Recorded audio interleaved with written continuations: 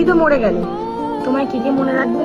তোমার মা, তোমার বাবা, তোমার ভাই, তোমার বোন, তোমার স্বামী, কেউ তোমার মনে রাখবে না। সবাই একদিন না একদিন ঠিক ভুলে যাবে আর নিজেদের জীবন নিজেরা ঠিক উপভোগ করবে। কিন্তু তুমি তোমার জীবন নিয়ে ওই উপরে চলে যাবে স্বর্গে। এই সিদ্ধান্তটা নেওয়া বোন তোমার একদমই উচিত হয়নি। কারণ ফেসবুক তো খোলা যাচ্ছে না, আমি তোমাকে চিনিও না, তোমার ভিডিও কোনোদিন আমি দেখি পর্যন্ত নেই। যখন তুমি ভিডিও করেছো নাকি তুমি খুব ভাইরাল, জানি না, আমি কোনোদিন তোমার নামও শুনিনি বা তোমাকে দেখি পর্যন্ত নেই। এখন যখন তুমি মারা গেছো, এখন তোমার ফটো ভিডিও খুব ফেসবুকে মানে ভাইরাল হচ্ছে।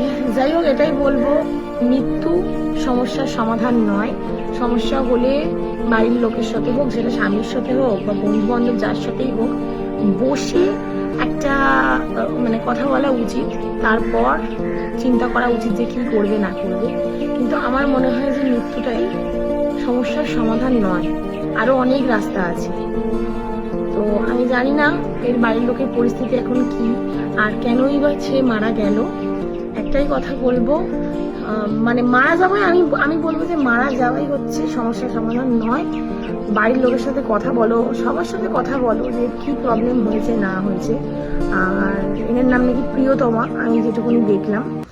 আত্মার শান্তি কামনা করি ঠাকুরের কাছে। যেখানেই থাকো ভালো থাকো।